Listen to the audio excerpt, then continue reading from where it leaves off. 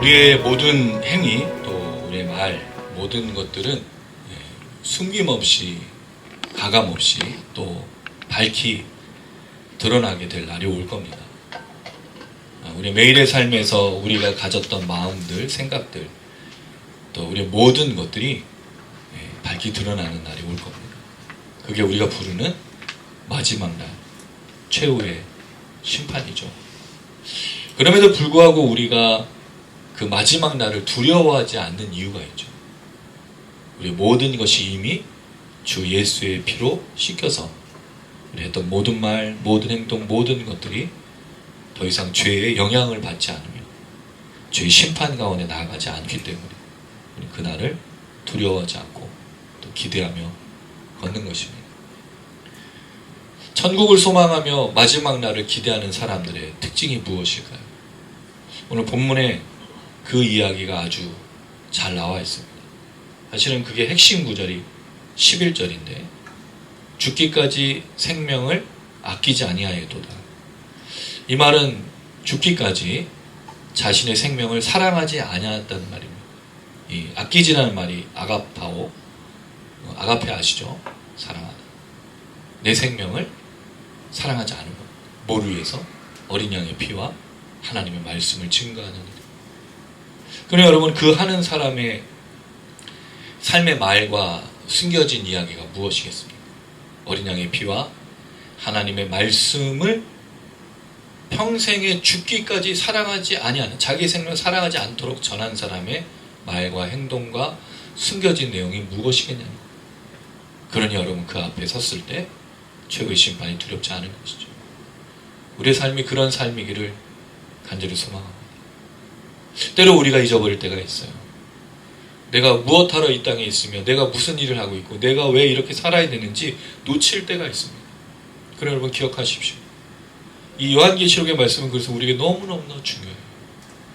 우리가 11장부터 조금 더 이거를 깊이 있게 보고 있는데 12장에 이르러서 더 이 내용이 강조되어 있고, 특별히 이 내용에는 우리가 오해하고 있는 한 가지 이야기가 있습니다. 그건 영적 전쟁입니다. Spiritual Warfare라고 부르는 영적 전쟁 들어보셨죠? 네. 그럼 여러분 이 영적 전쟁은 주로 뭐와 뭐에 관련된 얘기예요? 어떤 천군 천사와 사단 마귀와의 싸움, 또는 우리와 사단 마귀와의 싸움으로 생각을 하죠. 성경은 그렇게 말하지 않습니다. 이게 되게 중요한 거예요. 물론 사단과의 싸움이 없다는 게 아닙니다. 있죠. 그러나 성경은 이 영적 전쟁을 오늘 본문에 보면 바꿔줍니다. 영적 전쟁의 개념이 바뀐 거예요. 더 이상 우리가 영적 전쟁을 사단 마귀와의 싸움을 하면 안 된다는 거죠. 그리고 마치 천군 천사 하늘에서 전쟁이 일어나는 것처럼 말하면 안 된다는 거예요. 요한계시록은 그렇게 말하지 않고 있습니다. 이게 마지막 책이잖아요. 그래서 되게 중요한 거예요. 오늘 본문도. 여러분 이 이야기를 할 때 많은 사람들이 아직도 영적 전쟁을 사단 마귀와의 싸움을 알아서 귀신아 물러가라. 대부분 그런 기도를 하죠. 근데 그럴 기도가 필요 없다라는 겁니다. 분명한 이유가 있어요. 이 이야기를 오늘 좀 잘 들어주시면 좋겠고, 처음에 얘기했듯이 우리가 어떤 말, 어떤 생각, 어떤 것들 했던 것들이 하나님 앞에 드러나게 될 때가 오는데 그게 뭐로 드러나야 되느냐, 그냥 우리가 그날 그 마지막 날 서는 게 아니어야 됨을 다시 한번 기억하면서 오늘 본문을 생각해 봤으면 좋겠습니다. 12장은 되게 재밌어요. 왜 재밌냐면 큰 붉은 용이 나옵니다. 우리가 지난주에는 임신한 그 여인의 그 출산과 또 아이의 그 승천을 봤죠. 큰 붉은 용은 사실은 여인과 비교해 보면 굉장히 위대하고 또 무시무시합니다. 그 권능과 그 생긴 모습. 왜냐면 머리가 7이었다가 뿔도 10개고 꼬리로 공격을 하죠. 큰 용 아닙니까? 메가스라는 단어를 썼어요. 그럼 상상도 못할 크기의 용이었단 말이죠. 근데 이 용이 지난주에는 임신한 여인한테 치였죠. 또 오늘은 미가일한테 치여요. 그 다음 다음 주에 또 다시 임신한 여인과 싸우다가 또 치여요. 그러니까 큰 붉은 용은 동네방네 북이 됩니다. 근데 여러분 이게 되게 재밌어요. 이 큰 붉은 용이 누굴 상징하죠? 사단 마귀예요. 치이고 이리 치이고 저리 치는 게 사단 마귀라는 걸 너무 잘 보여주고 있어요. 왜냐하면 이 거대하고 힘이 있을 것 같고 무시무시한 게 실상은 아무것도 아니라는 걸 요한계시록 보여주고 있는 겁니다. 그리고 더 두려워야 될 게 무엇이냐? 여러분 더 두려워야 될 게 무엇일까요? 하나님이지 않습니까? 우리가 하나님의 임재 앞에 서는 걸 두려워해야 되지 왜 마귀를 두려워합니까? 근데 신앙이 지금 이상하게 돼버렸어요. 하나님 앞에 서는 것이 얼마나 두렵고 긴장되고 무서운 일인지를 놓쳐버린 거예요. 경외감이 사라진 거죠. 왜? 하나님은 우리의 아버지니까. 하나님의 아버지라는 말을 내가 아무거나 막 해도 되는 것처럼 생각하고 있는 거예요. 그렇지 않습니다, 여러분. 우리가 하나님 아버지라 부르는 이유가 무엇 때문이죠? 예수의 죽으심, 성령이 우리에 내주하심으로 아바 아버지라 부르게 되는 은혜를 입은 거예요. 종이었던 자가 증서를 받아서 아들의 그 증서를 받은 것 뿐인 거예요. 근데 아들로서 살지도 않고 아들로서 걷지도 않는데 하나님 아버지처럼 여기면서 막 함부로 한다고요? 있을 수 없는 얘기입니다. 다시 한국교회에 회복되어야 될 게 뭐냐면 하나님에 대한 경외심입니다. 이르아라는 히브리어인데요. 두렵다, 무섭다. 헬라어로 말하는 프로스키네오, 엎드리다, 절하다. 물론 이게 여러분 율법처럼 그냥 엎드리고 절하는 게 아니라 정말 하나의 어떤 분이신지를 깨닫는 그 경외감을 말하는 거죠. 성경을 읽고 기도하고 예배를 드리고 삶을 살다 보면 하나님의 위대함이 전달되어 올 때가 있지 않습니까? 그때 여러분 뭐 하죠? 엎드리고 경배하지 않습니까? 이게 이 요한계시를 읽으면서 우리에게 반드시 회복되었으면 좋겠습니다. 하나님을 경외하는 자들의 특징이 뭐죠? 지혜롭습니다. 여호와를 경외하는 것이 지혜의 근본인 거예요. 그럼 여러분 왜 우리가 이 세상에서 무지하게 무식하게 또 지혜 없이 살아가죠? 누구를 경외하지 않아서? 하나님을. 다 연결된 거예요, 여러분. 진정한 신앙이라면, 진정한 믿음이 있다면 지혜롭습니다. 하나님을 경외하고 하나님을 예배하는 사람이 무지할 수가 없어요. 그 근본이 누구죠? 예수. 그리고 그를 따르는 자에게 주신 성령. 그래서 여러분 이게 대학을 어디를 갔느냐, 공부 얼마나 많이 했느냐와 다른 거예요. 지혜는 하나님을 경외함으로부터 오는 것이기 때문에. 여러분 잊지 마십시오. 자, 이 이야기에 그래서 12장 이리 치이고 저리 치는 큰 용의 이야기가 오늘도 이어지는데 내용을 보면 두 구절로 나눠볼 수 있어요. 7절에서 9절은 하늘의 전쟁입니다. 자, 이 하늘의 전쟁이 이제 땅의 전쟁으로 양상이 바뀌게 되는 걸 오늘 설명해 주는데 이 이야기를 좀 잘 들어주세요. 그래서 더 이상 영적 전쟁이 하늘의 전쟁이나 영적인 전쟁이 아니라는 거예요. 오히려 전쟁은요 물리적입니다. 눈에 보이는 전쟁이 더 강해졌어요. 땅으로 전쟁이 내려오는 양상이 바뀌었기 때문입니다. 그리고 10절에서 12절 하늘의 음성이 들려요. 이건 이제 전쟁의 결과에 대한 하나님의 평가로 볼 수 있어요. 그래서 누가 이기는 자냐, 누가 내쫓기는 자냐라는 걸 알 수 있어요. 그러면 여러분 이 세상에서 우리가 제일 좋아하는 단어, 여러분들은 아닐 수도 있지만 세상 사람들이 좋아하는 단어가 뭐죠? 성공 아니에요, 성공? 세상 사람 되게 좋아하잖아요. 물론 우리 성도님들도 좋아하시죠. 성공하고 싶지 않습니까? 성공하고 싶습니다. 아닙니다, 목사님. 저는 성공하고 싶지 않아요. 저는 패배하고 싶어요. 물론 성공의 반대말이 패배는 아닙니다만 세상은 그렇게 받아들입니다. 성경적인 용어로 하면 성공의 반대말은 패배가 아닙니다. 성공의 제일 반대말은 인내와 절제인 거죠. 이런 거 놓치면 안 돼요. 사실 이 용어들 자체를 어쨌든 자, 그 내용을 오늘 좀 생각해 볼게요. 먼저 7절에서 9절에 이 영적 전쟁이 이제 벌어지죠. 여기에 등장하는 중요한 인물이 있습니다. 미가엘. 영어로는 마이클. 근데 헬라어로는 미카엘입니다. 미카엘 그 반주기. 미가엘은 여러분 어디서 들어보셨어요? 우리가 성경 지식이 굉장히 짧다는 걸 저도 어제 확인을 했어요. 놀랍게도 성경에 미가엘이라는 이름이 10번 등장합니다. 인물로. 사람이 9명이고 천사로 1명이에요. 기억 안 나시죠, 여러분? 들어본 적이 거의 없으시죠? 미가엘 하면 다 천사장으로 생각하는 경향이 있는데 아닙니다. 사람의 이름이 있어요, 미가엘. 자, 중요한 거. 자, 7절을 한번 읽어보고 얘기할게요. 시작. 하늘에 전쟁이 있으니 미가엘과 그의 사자들이 용과 더불어 싸울세 용과 그의 사자들도 싸우나. 자, 여러분 이게 어떻게 시작되냐면요. 그리고 그런데 또는 그러나라는 이제 접속사와 함께 그러니까 앞선 사건이 임신한 여자가 해산해서 광야로 갔죠. 아이는 출산을 해서 이 하늘로 승천을 했죠. 그럴 때 큰 용이 지금 남아있는 상태잖아요. 하늘에 남아있는 상태죠. 그럴 때에 라는 거죠. 하늘에서 전쟁이 있으니가 아니라 일어났다라는 겁니다. 기노마이라는 동사인데 되다, 발생하다, 뭐 일어나다 그런 뜻이에요. 전쟁이 발발한 거예요. 자, 그럼 여러분 이 전쟁은 무슨 전쟁일 거냐? 전쟁이 왜 일어났냐가 궁금한 거죠. 그럼 큰 붉은 용은 왜 전쟁을 일으키고자 했냐는 이게 중요한 거예요. 이게 핵심입니다. 사실 이 이야기에. 자, 그걸 좀 던져드리고, 자, 그리고 나서 누구와 누구와의 싸움이냐면 미가엘과 그의 사자는 안겔로스, 천사, 뭐 전령 그런 뜻을 갖고 있어요. 그러니까 종들이죠. 천사들, 지금까지 나왔던 하늘의 천사들이 미가엘과 함께 나와요. 자, 아까 미가엘은 약 10명이 등장했는데 9명은 사람이고 1명은 그 천사라고 말했죠. 자세한 얘기는 제가 주중에 묵상으로 드릴 건데, 미가엘 천사만 이야기하는 내용이 다니엘서에 나와요. 다니엘서는 한번 좀 찾아보겠습니다. 다니엘서 10장 13절은 우리 웅집사님이, 10장 21절은 유선이가, 12장 1절은 삼봉가 읽어주시고, 유다서입니다.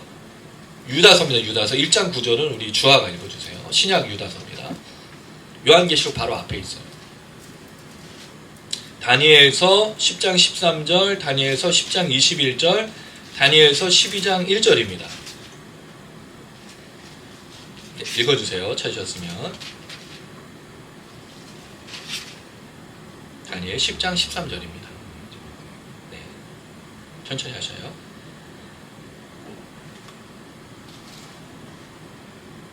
다니엘 10장 13절. 안 보이죠? 그런데 바사 왕국의 군주가 20일 동안 나를 막았으므로 내가 거기 바사 왕국의 왕들과 함께 머물러 있더니 가장 높은 군주 중 하나인 미가엘이 와서 나를 도와주므로. 네, 그 다음에 읽어주세요. 10장 21절. 오직 내가 먼저 진리의 글에 기록된 것으로 내게 보이리라. 나를 도와서 그들을 대항할 자는 너희의 군주 미가엘 뿐이니라. 네, 12장. 네. 그때 내 민족을 호위하는 큰 군주 미가엘이 일어날 것이요 또 환란이 있으리니 이는 개국 이래로 그때까지 없던 환란일 것이며 그때 내 백성 중에 책에 기록된 모든 자가 구원을 받을 것이라. 자, 놀랍게도 다니엘서에 미가엘이 등장해요. 미가엘은 주로 앞에 뭐가 붙었죠? 군주. 군주라는 말은 히브리어 사르라는 단어인데요. 우두머리, 방백, 두목이라는 뜻입니다. 저도 안 보여요? 이래야 보이네요. 네. 네, 금요 골방 집회 때마다 가사를 틀리는 이유가 안 보여서 저도 지금 그래서 안경을 해야 되나 좀 그런 생각을 하고 있습니다. 자, 여기에 보면 일단 군주, 우두머리, 천사들의 우두머리로 미가엘이 등장하죠. 자, 유다서 1장 9절입니다. 천사장 미가엘이 무슨 시체에 관하여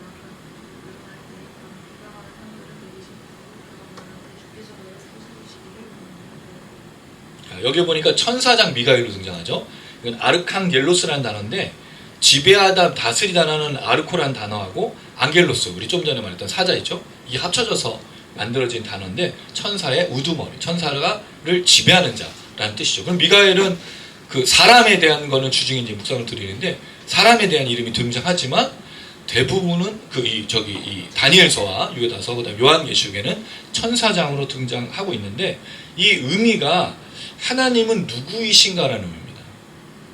미가엘이라는 뜻이 하나님은 누구이신가? 그러니까 하나님 같은 분이 없다는 뜻이 되겠죠? 그 얘기를 하고 있는 겁니다. 이 미가엘과 지금 이 붉은 용과 또 붉은 용의 사자와 전쟁이 일어난 거예요.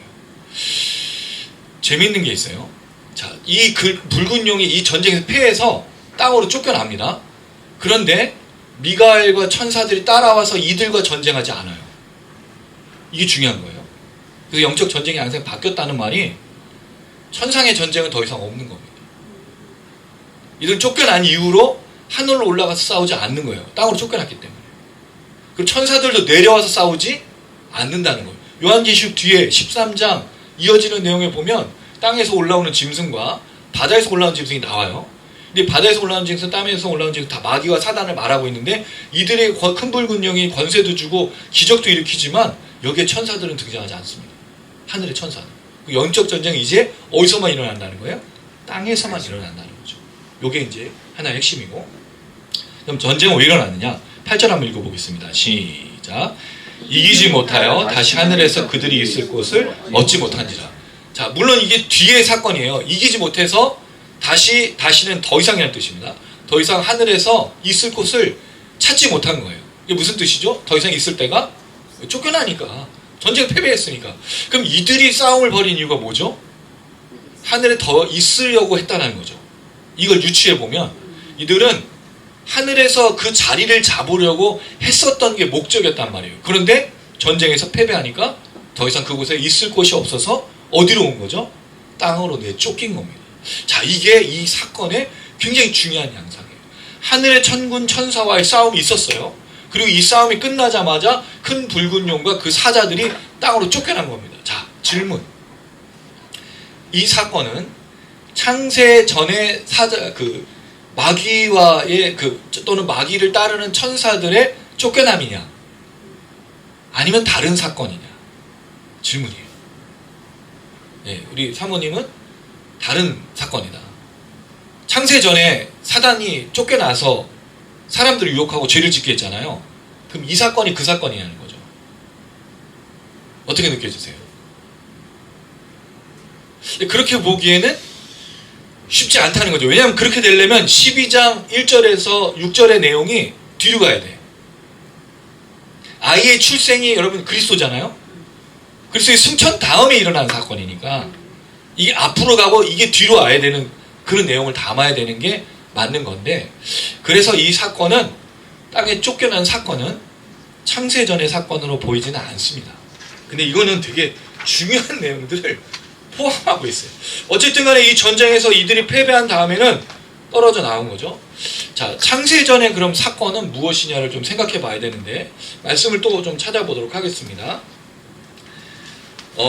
에스겔서 28장 12절에서 19절. 본문이 좀 이상하긴 한데 28장 19절까지 좀 길죠? 그러면 이사야서 14장 11절에서 16절은 우리 국간사님이 찾아주십시오. 이사야서 14장 11절에서 16절. 다시 웅집사님 베드로후서 2장 4절. 유선이 유다서 1장 6절. 베드로후서 2장 4절, 유다서 1장 6절. 이렇게 한번 보도록 하겠습니다. 좀 중요한 본문이니까 좀 찾아서 한번 읽어볼게요. 이사야 14장 11절에서 16절.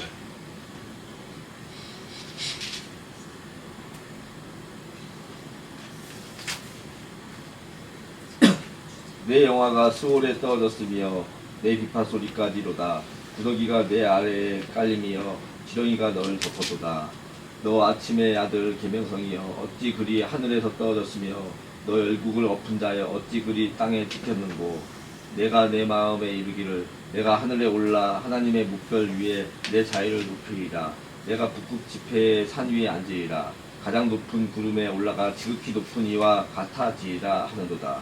그러나 이제 내가 수월 곧 구덩이 맨 밑에 떨어짐을 당하리로다. 너를 보는 이가 주목하여 널 자세히 살펴보며 말하기를 이 사람이 땅을 진동시키며 열국을 놀라게 하며. 자, 이 구절을 보면 이게 사실은 그 바벨론의 느부갓네살 왕에 대한 이야기고 그가 떨어지는 그 내용에 대한 부분인데, 대부분의 신학자들이 이걸로 논쟁이 굉장히 많아요. 우리도 이건 사실은 이건 느부갓네살 왕으로 보기로 했지만 한편으로는 이게 과거의 사건을 유추해서 말한 것은 아니겠는가. 그래서 사단이 하나님 앞에 높아지려고 해서 떨어진 그 내용을 보여주는 구절이에요. 에스겔서도 사실 이 내용을 담고 있는데 이거는 또 주중해 드릴게요. 자, 베드로서 2장 4절 읽어주십시오. 하나님이 범죄한 천사들을 용서하지 아니하시고 지옥에 던져 어두운 구덩이에 두어 심판 때까지 지키게 하셨으며. 유다서 1장 6절. 또 자기 주의를 지키지 아니하고 자기 초도를 떠난 천사들을 큰 날 심판까지 영원한 결박으로 땀에 가두셨으며. 자, 이 내용을 보면 분명히 타락한 천사가 있고 그 사단 마귀가 쫓겨난 게 분명합니다. 근데 이 내용의 좀 어려운 점이 뭐냐면 무적행에 가뒀다는 거잖아요. 이게 이제 그 우리가 살폈던 9장의 내용이지 않습니까? 황충들, 무적행에 갇힌, 또 그 아볼론, 또는 그 아볼루스라고 말했던 그 아바돈과 아볼리온이라고 말했던 그 무적행의 사단을 얘기했었죠. 그런데 문제가 뭐냐면 그렇게 갇혔어요. 그럼 나오면 안 되잖아. 근데 이들이 지금 하늘에 올라가 있죠. 그래서 이 내용을 이렇게 생각해 보는 겁니다. 여러분 잘 기억하실 거예요. 사단 마귀가 쫓겨났어요. 그래서 제일 처음에 했었던 역사가 뭐죠? 창세기 3장에 여자를 찾아왔는데 뱀의 형상으로 찾아와서 유혹해서 여자도 타락시키죠. 그러면 사단은 분명히 쫓겨난 게 맞지만 한편으로 활동을 하고 있었다는 거죠. 이걸 동시에 보여주는 게 욥기서입니다. 욥기서 1장 1절에서 3절 또 이어진 2장 1절에서 또 보면 욥이 어떻게 하고 있냐면 세상을 돌아다니다가 천상회의에 참여해요. 사단이 세상을 둘러보다가 그 하나님의 천상회에 참여. 그러니까 사단에 쫓겨났지만 무적행이 원래 갇혀 있는데 언제 풀어주죠? 하나님의 심판과 형벌과 저주가 있을 때마다 풀어준 것처럼 보여진다는 거죠. 자세한 건 모르겠습니다. 이건 그냥 연유해서 생각하는 건데 중요한 건 창세기 때부터 사단이 활동을 했다는 거예요. 타락한 존재로 여자를 유혹했죠. 하와를. 그리고 욥이 창세기 시대 아브라함 시대니까 사단이 또 유혹을 하죠. 뭘 유혹합니까? 욥을 괴롭게 해서 하나님을 떠나도록. 거기서 나오는 마귀의 특징이 뭐죠? 참소하는 자, 미혹하는 자, 고발하는 자. 하나님께 계속 고발하잖아요. 그러니까 저 욥이 왜 하나님을 섬기겠습니까? 뭐라고 대답하죠? 제가 하나님 축복받았으니까 저런 거지. 제 다 뺏어가 보세요. 하나님 원망할 겁니다. 그렇게 해서 심지어 자기 아내까지 다 떠나고 몸에 피부병이 생겨서 저주받은 인생이 됐던 게 그 욥기잖아요. 그럼 사단 마귀는 그렇게 풀려났는데 재밌는 건 쫓겨났어요. 분명히. 근데 어디에 계속 참여하고 있다는 거죠? 하늘의 회의에 참여하고 있다는 거죠. 여전히. 그러면 이게 분명히 예수님께서 오시기 전까지도 사단 마귀는 하늘의 회의에 참여한 것처럼 보입니다. 자, 그러면 땅에 떨어졌던 때가 언제나 이게 중요한 거예요. 지금 언제 떨어진 걸 모르느냐? 그래서 이 말씀의 핵심이 어디 있냐면 5절 말씀입니다. 5절. 12장 5절. 한번 읽어볼게요. 5절. 시작. 여자가 아들을 낳으니 이는 장차 철장으로 만국을 다스릴 남자라. 그 아이를 하나님 앞과 그 보좌 앞으로 올려가더라. 이 아이의 사실은 우리가 알고 있는 아이가 예수 그리스도라면, 메시아라면 십자가와 죽음과 고통이 있어야 되는데 이 내용이 없죠. 이 내용을 빼고 뭐만 있습니까? 승천. 결국 예수 그리스도 메시아가 하나님 나라에 올라간 승천을 통해서 누가 쫓겨나는 거예요? 사단 마귀가. 여러분 이게 전율이에요. 더 이상 이제 사단 마귀는 하늘의 회의에 참여할 수가 없는 때가 된 거죠. 그럼 영적 전쟁이 이제 하늘에서 일어나지 않는 겁니다. 왜? 예수의 죽음과 부활과 승천으로 이건 끝난 거예요. 그때의 큰 용, 붉은 용, 마귀가 쫓겨나서 더 이상 하늘에서는 자리를 차지할 수 없어서 어디에 있는 거죠? 지금 내내 이 땅에 있는 겁니다.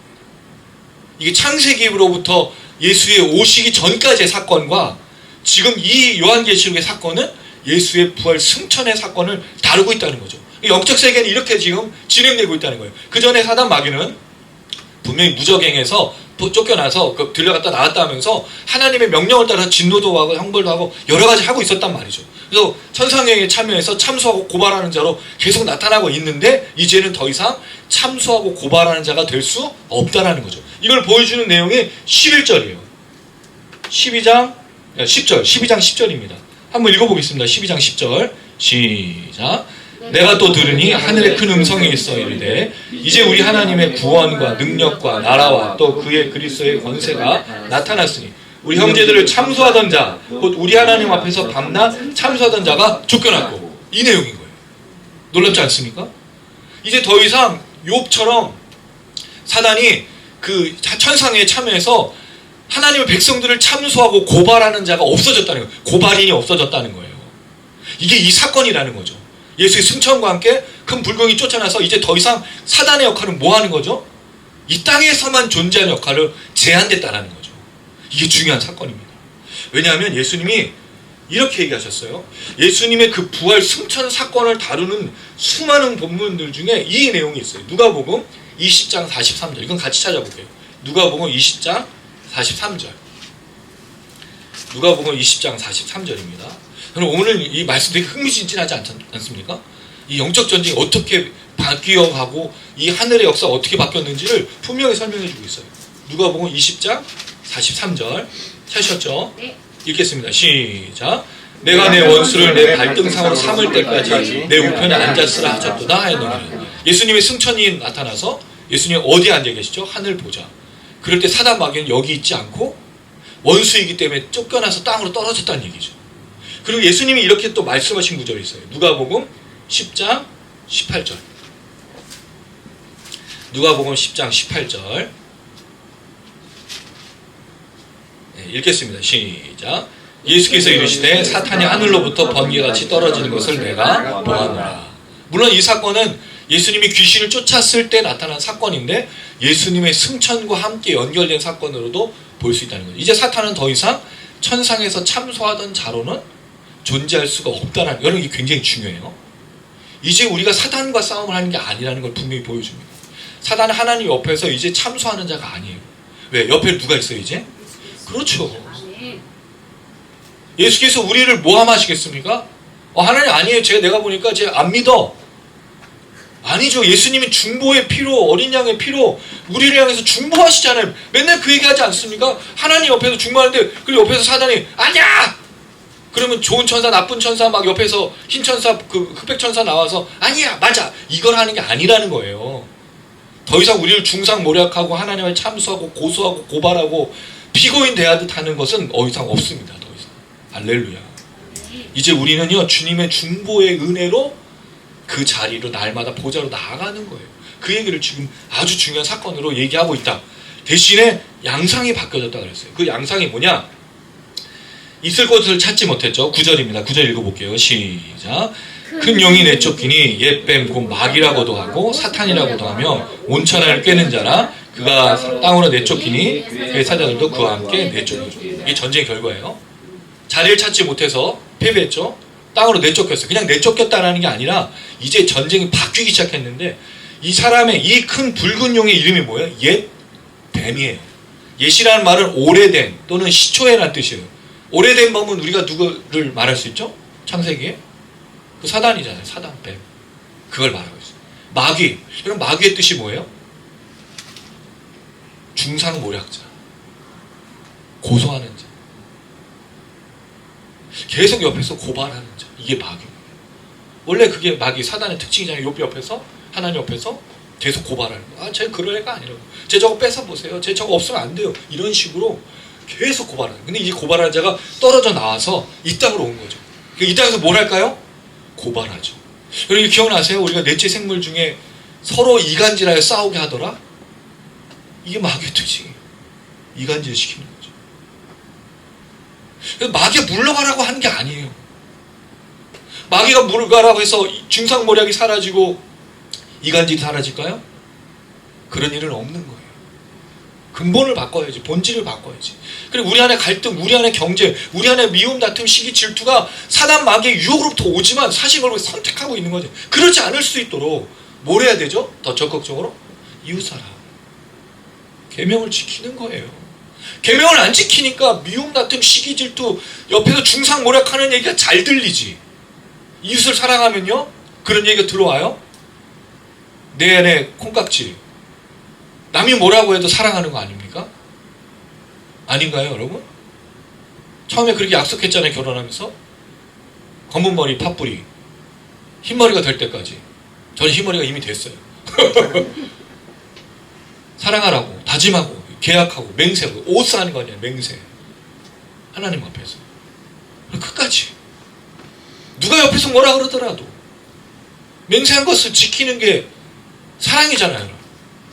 그 사랑에 뭐가 있죠? 사랑의 중요한 원리들 중에 오래 참고 절제하고 온유하고 또 뭐가 있어요?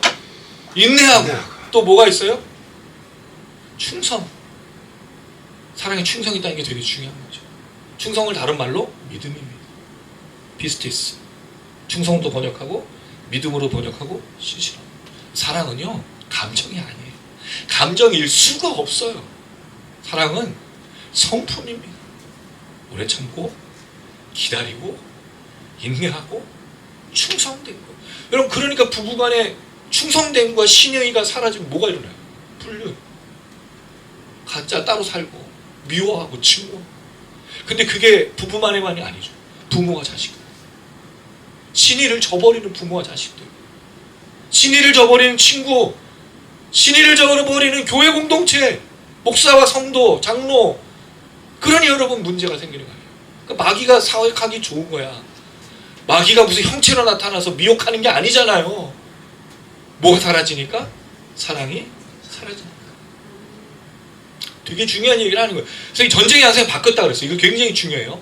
하늘의 전쟁, 마귀와 싸우는 마귀와 물러가라의 전쟁이 아닌 거예요. 더 적극적인 전쟁이라는 거예요. 더 어렵습니다. 사실 마귀와 물러가라는 건 쉬운 거야. 그냥 기도만 하면 되잖아요. 근데 물러가요? 내가 예수 이름도 알고 모세 이름도 알고 엘리야 이름도 알고 너는 누구냐?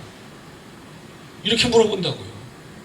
그런 능력이 없어. 자, 내쫓겼죠? 여기 또 중요한 게 사탄은 이름의 뜻이 없어요.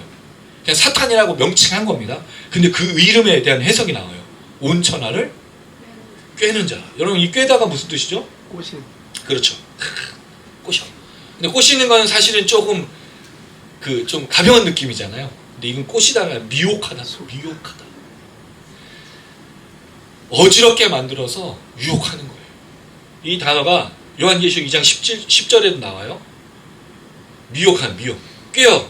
근데 이 꿰임을 항상 이 유혹은 항상 어디로 나가냐면 환난을 받게 해서 심판받게 하는데 사단의 특징이 뭐죠? 미혹해서 어디로 이끄는 거죠? 멸망길로. 이게 사탄의 특징입니다. 사탄이 그냥 범죄하게 하는 게 아니에요. 사탄은요, 우리를 유혹해서 지옥불, 멸망길, 자기와 똑같이 무적행으로 빠지게 하기 위해서 애쓰고 수고하는 자가 바로 사단이에요. 근데 어떤 사람은 사단을 되게 친근하게 여겨.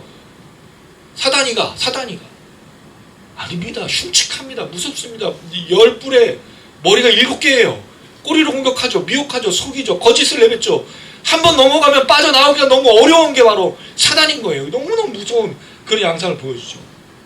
이 미혹하는 사탄이라는 놈도 요한계시록에는 많이 등장하고 있습니다. 이 꿰다라는 동사 풀라나오 오도하다, 기만하다, 속이다는 뜻입니다. 요한계시록엔 대부분 미혹하다라는 단어를 썼어요. 미혹하다. 이게 사탄의 특징이에요. 자, 그러면 마귀이기도 하고 사탄이기도 한 사람, 온천하. 이 온천하가 온 세상이라는 뜻인데 이게 땅이라는 개념이 아니라 온 세상, 피조물을 말할 때 써요. 온 세상에 뭘 하고 다니는 거죠? 고소하고 고발하고 중상모략하고 미혹하고 속이고 거짓을 일삼는 게 사단 마귀예요.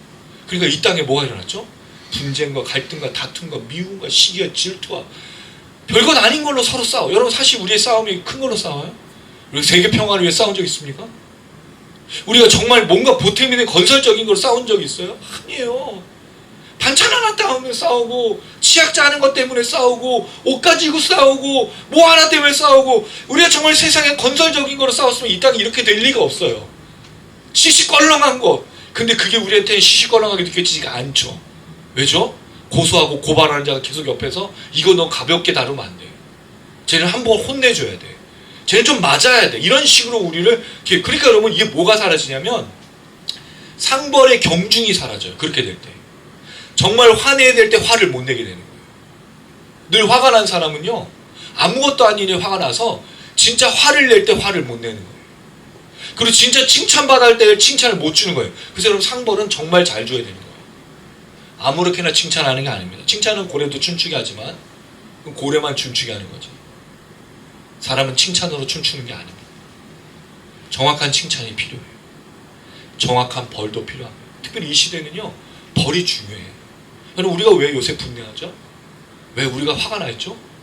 왜 우리가 답답하죠? 벌 받아야 될 사람들이 벌은 안 받고 풀려나고 그 죄가 없어지듯이 사라지니까 너무 화가 나는 거 아니에요? 아무것도 아닌 일에는 그렇게 많이 괴롭히고 공격하는데 정말 큰 죄악과 더럽고 아니 감옥에서 나오지 말아야 될 사람이 막 풀려나니까 열받는 거 아닙니까? 교회도 마찬가지예요. 저는 요새 정말 고민이 됩니다. 제가 페이스북에서 글을 좀 많이 쓰는데 3가지 교회에 대한 질문을 드렸어요. 교회는 이 시대에 뭘 해야 될까요? 그리고 교회는 이 땅에서 어떤 존재일까요? 왜냐하면 교회가 세상하고 아무 상관이 없는 것 같아요. 세상은 지금 아프고 괴롭고 힘들고 지치고 고통스러운데 교회는 혼자서 무슨 부흥회를 하고 무슨 집회를 하고 모임을 해요. 물론 그게 틀린 건 아니겠지만 여러분 사실 지금 집회할 때가 아니잖아요. 지금 교회끼리 우리끼리 은혜 받을 때가 아니잖아요. 세상의 사람들은 부르짖고 외치고 단식하며 농성하며 천막을 짓고 거기서 나라를 어떻게 한번 살려보려고 했었는데 교회만 다른 세상이야. 어디 저 외국에서 한국 보는 것 같은 느낌으로 살아가는 교회가 한국의 비일비재예요. 저는 그래서 고민됩니다. 목사로서. 우리가 교회로 뭘 하고 있는 건가? 교회는 그렇지 않았잖아요. 예수님 그런 적 한 번도 없으셨잖아요. 예수님 누구를 찾아오셨죠? 가난한 자, 저는 자, 눈먼 자, 귀신 들린 자, 배고픈 자 손잡아주고 그들과 함께하고 울어주고 기도해주고 사랑해주고 하나님이 당신들을 사랑한다고 말해주고 구원해주고 자유케 하지 않았잖아요. 자유케 하셨잖아요. 근데 교회가 지금 하는 건 나 몰라랍니다. 문 걸어 잠그고 어떻게 되는지 우리 교회만 멀쩡하면 아무 문제 없대. 근데 여러분 멀쩡할 수가 없어요. 한번 그쪽에서 시작된 그런 모든 파도는요, 나비 효과가 돼서 이 땅을 집어 삼키는 겁니다. 막아야 되고 움직여야 돼요. 그게 교회가 돼요. 저는 작은 움직임을 하는 것 뿐입니다. 그냥 글 올리고. 제가 뭐 대단한 사람이에요. 뭐 나간다고 누가 알아주겠어요. 그러나 소리 지르고 외치고 열받으니까. 교회 존재의 모습이 뭐냐? 아까도 얘기했죠. 사랑. 우리를 사랑하는 게 아닙니다. 교회가 스스로. 뭘 사랑? 이웃 사랑. 그럼 교회는 이웃을 사랑한다 했어요. 옆에 사람이 죽어가는데 어떻게 가만히 있을 수가 있어요? 옆에 사람들이 문제가 있고 어렵고 힘든데 어떻게 교회가 가만히 있을 수가 있어요? 눈물로 기도하고 도와줄 수 있는 게 뭔지 찾아봐 주는 거. 우리끼리의 사랑이 아닌 죽어가는 영혼들을 향해. 그러니까 교회는 나가야 돼요. 또 모여야 돼요. 왜? 은혜가 있어야 또 힘을 얻고 재충전 받고 나가야 돼요. 그러니까 여기 제가 뭐라 그랬죠 옛날에? 제가 의사, 그 최전방에서 전투하는 성도들을 고쳐주고 붙여주고, 물론 제가 붙여주는 게 아니라 하나님이 하시는 걸 제가 대신해서 하는 건데, 그게 저는 목사라고 생각합니다. 대신에 싸우는 건 우리 성도들이 대부분 다 하죠. 삶의 전선이 얼마나 치열해요. 이 땅의 전쟁 그 한가운데 있지 않아요? 시기와 질투와 중상과 모략과 거짓과 속임수 안에서 계속 있지 않으세요? 내가 하지도 않은 말들이 막 돌아다니고 있고, 내가 하지도 않은 모든 행동들이 막, 그리고 사람이 왜 나를 미워하는지 모르게, 이런 세상에 살고 있어요 우리가. 이게 누가 하고 있는 거라고요? 사단만. 이게 지금 전쟁이에요. 근데 거기에 대대고 사단아 물러가라고 하는 게 아닌 겁니다. 그런 기도는 통하지도 않는다는 거예요. 그럼 어떤 전쟁으로 우리가 어떻게 싸우며 어떻게 이길 것인가 중요하겠죠 여러분? 흥미진진하지 않습니까? 진진진진. 이게 이제 답이 중요한 거잖아요 여러분. 그럼 이렇게 다 버려놓고 그냥 다음 주에 하면 콱 막힌 고구마 같고 빨리 답을 주셔야지 목사님 뭐 하시는 거예요? 그런 생각이 들지 않군요. 들어야 되는데 여기서. 자, 그래서 그들 사자들과 함께 다 내쫓겨서 지금 사단이 하는 땅의 전쟁이 시작됐어요. 이건 이제 육의 전쟁입니다 여러분. 영적 전쟁이 아니에요. 스피리추얼 어페어가 아니라 이 몸, 이 사르, 바사르라고 말하는 육체, 몸의 전쟁이에요. 왜? 실제로 우리 삶이거든요. 더 이상 이게 영적 전쟁으로 부르면 안 돼. 우리의 삶의 전쟁이 돼야 돼. 삶의 전쟁. 왜 그러냐? 자, 10절 아래가 우리가 읽었죠. 하늘에 이때 음성이 들려. 여러분 이게 되게 중요합니다. 그 뱀이 쫓겨나니까 누가 말을 해요? 하나님이. 누가 이걸 주관하고 있어요? 하나님이. 하나님이 다 알고 계십니다. 말해주는 거예요. 뭐라고요? 이제는 지금. 지금이란데 지금. 우리 하나님의 구원과 능력과 나라와 또 그의 그리스도의 권세가, 자, 큰 뱀 용이 하늘의 사자들과 쫓겨나니까 어떤 게 나타났다고 보는 거죠? 이 사건이 하나님의 구원, 하나님의 능력, 디나미스, 나라, 바실레야, 통치, 그리고 권세, 엑수시아.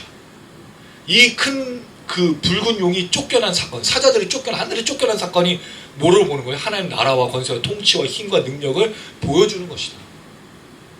물론 이게 좀 안타까운 점이 있어요. 왜? 이 용이 쫓겨나서 이제 어디로 왔죠? 땅으로 왔으니까. 땅에 거한 존재들은 이제 힘들잖아. 근데 여러분 여기로 가서 11장에 우리가 이걸 이방인에게 준 성전 마당 기억나시죠? 바깥마당? 근데 그게 믿지 않는 자 믿는 자의 싸움이 아니라 믿는 자에게 남아있는 핍박이라 그랬고, 땅에 있는 사람에게 저주와 형벌이라고 했잖아요. 그걸 말하는 거예요. 똑같이. 그 전쟁이 더 심화됐을 뿐인 거지, 이미 시작된 그 전쟁 속에 이 역사를 말하는데, 재밌는 건 우리의 광야, 우리의 핍박, 우리의 환난, 우리의 통치, 우리의 어려움, 우리 눈물이 뭐라고요? 하나님의 구원과 나라와 권세 안에 있다. 거기에 일어나고 있다는 거예요. 왜? 광야에서 여인이 뭘 받았죠? 양육과 돌봄을 받았잖아요. 그럼 이 땅에 거한 하나님 백성들에게 뭐가 일어나는 거죠? 하나님의 통치와 돌봄과 나눔과 양육과 채우심이 있는 거예요. 그러니까 핍박도 있고 환난도 있고 괴롭기도 하고 어렵기도 하지만 뭐가 있어요 또? 하나님 인도하심 채우심. 할렐루야. 이걸 깨닫는 게 믿음인 거죠. 우리가 살아가는 세상이 어려운 세상이 아니에요. 그래서 단 여기서 놓치지 말아야 될 게 있어. 그게 이 땅의 전쟁에 속했느냐 안 속했느냐의 문제죠. 왜 우리가 돌봄과 왜 우리가 채움과 양육과 인도하심 못 받을까요? 이 전쟁을 치르지 않기 때문입니다. 문제는. 하나님의 나라와 하나님의 권세와 통치와 다스림을 향한 그 걸음을 걷고 있으면 당연히 여러분 역사가 있어요. 누구나 잘하는 거예요. 제가 목회하면서 이걸 수없이도 봤다고 얘기 드렸죠. 근데 제가 목회의 걸음이 아닌 제 유익과 제 욕심과 제 삶을 위해서 애쓸 때 하나의 역사가 있느냐? 그렇지 않습니다. 거긴 돌봄과 양육과 인도가 나타나지 않아요. 보이지 않습니다. 근데 놀라운 건 하나님의 말씀과 사역과 성도를 돌봄과 함께하는 이 역사를 이룰 때는 분명한 돌보심이 있고 양육이 있고 체험이 있어요. 할렐루야. 그럼 우리가 그 싸움을 하고 있는가? 하지 않고 있는가의 문제겠죠. 그럼 이제 그 전쟁의 싸움이 뭐냐? 자, 이제 이 질문 넘어가야 되는데, 그럴 때 11절, 이게 핵심 구절이라고 말했죠. 아까도 읽었지만, 자 11절 한번 더 읽어볼게요. 시작. 또 우리 형제들이 어린 양의 피와 자기들이 증언하는 믿음으로써 그랬으니 그들은 죽기까지 자기들의 생명을 아끼지 아니하였다. 이 전쟁인 거예요. 이 전쟁. 내가 정말 하나님이 말하는 땅에 쫓겨난 그 모든 큰 붉은 용과 사단과 마귀와 이 참소하는 자와 중상모략하고 미혹한 자와 싸우고 있느냐를 확인하는 방법이 뭐라고요? 어린 양의 피! 하나님의 말씀! 여러분 이게 사실 11장에 나온 두 증인 아니에요? 두 증인이 그 말씀을 증거하다가 죽음을 당하고 고통을 하고 패배를 당하고 그러나 결국 부활하고 승천했듯이 이해가 계속 이어지는 겁니다. 그리고 이게 13장에도 또 나와. 그리고 14장에 14만 4천 명의 새 노래로 마무리되고 있어. 할렐루야. 그러니까 여러분 복음을 위해서 살아가는 사람, 십자가의 피를 증거하고 그 구원의 역사를 말하고 전하고 나누고 그대로 살아가는 사람에게 나타나는 전쟁이며 그 전쟁을 치를 때 그 끝에 뭐가 있는지를 분명하게 보여주고 있는 거예요. 그냥 세상을 살아가는 걸 말하는 게 아닙니다. 물론 하나님은 세상을 살아가는 우리에게 돌봄과 또 필요한 것을 채우기도 하지만 만약에 우리가 그 길을 떠나서 그 전쟁을 하고 있지 않다면 우리는 중상모략과 거짓과 속임, 참소하는 자에게 속아 넘어가서 잘못된 삶을 살기가 훨씬 쉽다라는 거죠. 그럼 어떤 싸움을 해야 되느냐? 어린 양의 피를 증거하고 있느냐? 어린 양의 피로 살아가고 있느냐? 어린 양의 피를 전하고 말하고 나누고 있느냐? 왜? 지금 이 시대에 뭐가 있어요? 중상모략과 미혹과 거짓과 속임수, 그리고 사람들이 참수하는 그 모든 미혹에 빠져가고 있으니까. 그러니까 여러분 뭐를 전해야 돼요? 어린 양의 피 아닙니까? 예수 십자가의 능력 아닙니까? 또 이번에 지금 사순절 보내죠? 곧 있으면 우리는 4월 셋째 주지만 고난주가 오고 부활절이잖아요? 이걸 왜 기념해요? 여러분 우리가 왜? 이게 전부니까요. 이거야만이 구원이 있고 이거야만이 우리 그 교회가 존재하는 목적이지 않습니까? 그러니까 이걸 기념하고 전하고 말하고 나누는데 이 삶을 잃어버린 사람들에게는 절대로 하나님의 역사가 나타나지 않는다는 거죠.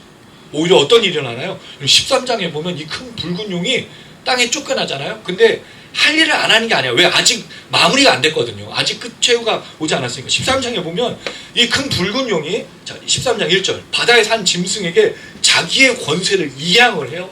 자 그랬더니 4절, 짐승의 권세를 주니까 용에게 경배하고 짐승에게도 경배하는데 이 경배하는 사람이 누구냐는 거예요. 이게 여러분 정말 무서운 건데 8절, 13장 8절 한번 읽어볼까요? 13장 8절 시작. 죽임을 당한 어린 양의 생명책에 창세 이후로 이름이 기록되지 못하고 이 땅에 사는 자들은 다 그 짐승에 경배하리라. 누가 경배해요? 생명책에 기록되지 않은 자들이에요. 그러면 이 거짓 그리스도인 적 그리스도, 미혹하게 하고 중상모략하고 모함하는 자를 따르는 사람은 누군 거예요? 창세 전부터 예수를 믿기로 작정된 사람이 아닌 거죠. 무시무시한 거예요. 내가 속아 넘어가고 있고 내가 그 거짓에 빠져져 있다면 난 누구를 경배한 자예요? 중상모략에 빠진 자인 거예요. 참소하는 자예요. 마귀를 경배하고 있는 거예요. 그러니까 어린 양의 피를 믿고 하나님의 말씀을 전한다는 말은요, 증거한다는 말은 그냥 전도하는 게 아닙니다. 뭐가 필요한 거예요? 삶으로 살아내는, 그럼요. 삶으로 살아내는 사람이 중상모략에 빠진다고요? 어린 양의 피, 하나님의 말씀을 전하는 사람이 거짓을 일삼고 속임수를 일삼는다고요? 그리고 사단 마귀를 따르고 있다고요? 창세 전부터 생명책에 기록되지 않은 자라는 걸 증거하고 있는 거예요. 교회 다닌다고, 예배 드린다고, 헌금하고 봉사한다고 예수를 믿는 게 아닌 겁니다. 사실 그거는요, 예수를 믿는다 아닌다를 말할 수 없어요. 어린 양의 피와 하나님의 말씀을 증거하고 전하는 삶으로 살아야 되는 거예요. 또 13장이 얼마나 무서운 장이냐면요, 13장 11절에 이제 다른 짐이 또 와. 이건 땅에서 올라와. 아까는 바다에서 올라왔죠. 그 온갖 것들이 지금 다 땅에 올라와서 출현해요. 여러분 땅이 왜 중요하죠? 이 땅은 바로 심판의 장소이기 때문이에요. 땅은 바로 하늘과 구분돼서 구원받지 못한 장소기 때문에 이 땅으로 다 올라와서 최후의 전쟁이 일어나죠. 자, 12절. 처음 짐승에 경배하는데 이 처음 짐승은 상처가 생겼대요. 자, 14절 한번 읽어볼게요. 13장 14절 시작. 짐승 앞에서 받은 바 이적을 땅에 거하는 자를 미혹하여 땅에 거하는 자들에게 이르기를 칼에 상하다 사람 짐승. 위하여 우상을 만들라. 여러분, 짐승도 사단 마귀도 뭐를 일으켜요? 이적이 일어나. 상처가 치유돼요. 그러니까 사람들이 오! 우상 숭배가 시작돼요. 자, 그리고 나서 그 결과가 뭐죠? 16절 이마의 표를 666의 표를 받는 자들. 이게 베리칩을 심고 이런 헛소리 하지 말고 그들의 삶이 중상모략과 거짓과 속임과 참소하는 자를 따르며 거기에 함께하고 그들을 경배하는 자들이 창세전부터 하나님을 믿고 구원받은 자가 아니라는 걸 증명하는 거죠. 그럼 여러분, 우리의 삶이 증명하게 돼 있어요. 내가 했던 말, 내가 했던 행동, 내가 살아왔던 모든 것들을 하나님 앞에 고백할 거잖아요. 그게 바로 이 이야기인 거예요. 12장과 13장 연결돼서 그 하늘의 역사와 땅에 이뤄진 역사, 이 전쟁과 계속 이어지는 이 땅에서의 짐승과 이 짐승의 표를 받은 자들의 역사들, 지금 보고 있는 것들처럼. 여기서 중요한 것보다 이 전쟁이 지금 무슨 전쟁이 된다고요? 나의 육의 전쟁, 삶의 전쟁이 돼야 돼요. 어린 양의 피와 또 이 하나님의 말씀을, 자, 그럴 때 아까 죽기까지. 기독교는요, 놀라운 걸 말씀드릴게요. 물론 들어보셨지만 죽음의 종교입니다. 순교의 종교예요. 죽음 없이는 어떤 것도 없습니다. 왜죠? 어린 양의 죽음, 부활, 승천. 두 증인의 죽음, 부활, 승천. 희생 없는 건 기독교가 아니에요. 죽음 없는 건 기독교가 아닙니다. 그러니까 사도 바울이 나는 죽고 예수가 살고, 세례요한 나는 망하고 예수는 흥하여야 하리라.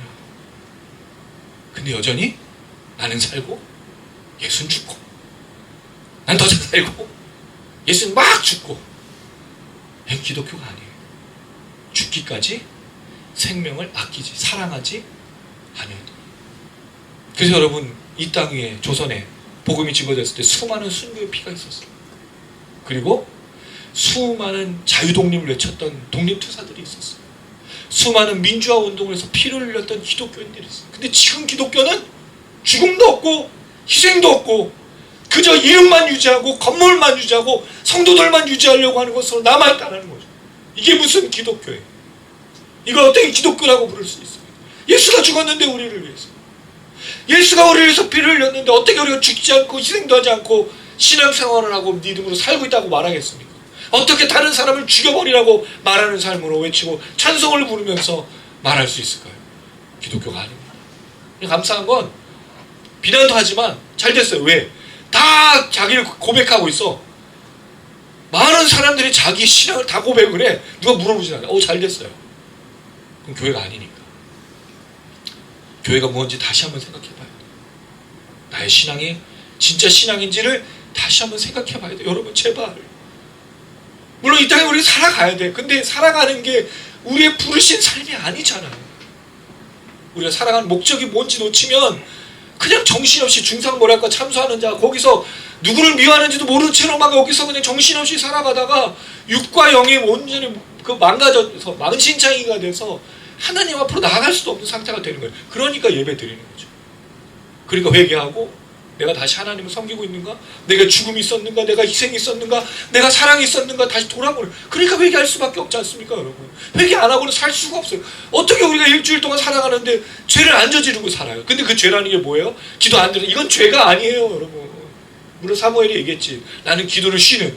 사무엘은 기도를 쉬는 걸 말했어. 그 쉰다가 뭐예요? 사무엘이 기도를 진짜 쉬었어요? 매일 기도했어요. 그 사람은. 우린 그 사람 따라가지 못하면서 맨날 사무엘 얘기를 해. 그런 게 아닙니다. 그 기도를 쉰다는 말이 30분 10분 이런 얘기가 아니에요. 기도가 뭐죠? 하나님은 하나님 되심을 인정하는 기도 아니에요? 그리고 나를 바꾸는 게 기도 아닙니까? 근데 기도를 우리는 하나님께 뭔가 들어주고 응답하는, 하나님을 조정하고 하나님을 막 쥐어짜내가지고 받으려고 하는 걸 기도로. 그건 기도가 아니죠. 기독교의 기도는 그렇지 않습니다. 기독교의 기도는 예수님의 기도를 따르면 하나님의 뜻이 나를 통해 이루어지는 게 기도예요. 할렐루야. 그러니까 회개할 수밖에 없지. 찬양하는데 은혜가 될 수밖에 없지. 감사할 수밖에 없지. 눈물이 흐를 수밖에 없지. 말씀을 듣는데 그렇지. 참 그렇지. 그렇지 하다가 감사합니다로 끝나는 게 예배고 말씀이지 않습니까? 이게 기독교 신앙이에요. 이게 기독교예요. 죽기까지 자신의 생명을 사랑하지 아니하였다. 뭘 위해서? 어린 양의 피와 하나님의 말씀. 두 증인의 삶. 이걸 포기하지 않고 끝까지 지키려고 애썼던, 수고했던, 이게 정말 교회고 이게 신앙입니다. 그럼 우리 성도님들 되시기를 주님의 이름으로 축원합니다. 아멘. 마지막입니다. 12절 읽어보겠습니다. 시작. 그러므로 하늘과 그 가운데 거하는 자들은 즐거워하라. 그러나 땅과 바다는 화했을진저 마귀가 자기의 때가 얼마 남지 않은 줄을 알므로 그게 분명히 너희에 내려왔습니다. 네, 긴장할 수밖에 없어요.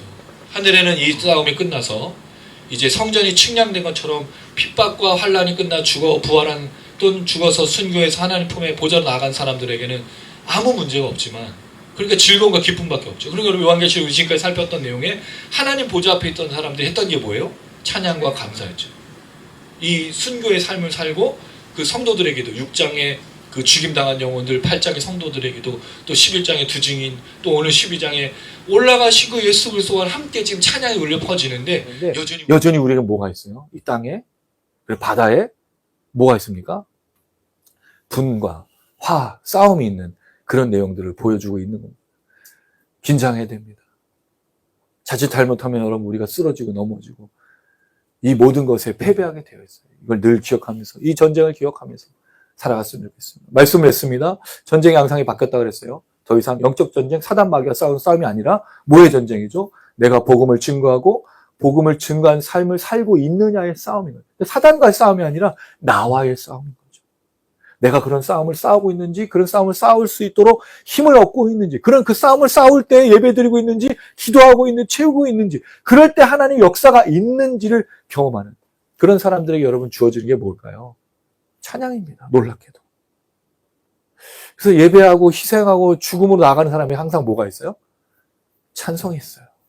바울과 실라가 감옥에서 시끄럽다고. 근데 찬양하니까 어떤 일이 일어나요? 주 예수를 믿어 너와 내 집이 구원 얻은. 시끄럽게 한 찬양이 아닌 거예요. 어떻게 감옥에서 찬양해요? 그게 누구예요 또? 요셉이에요.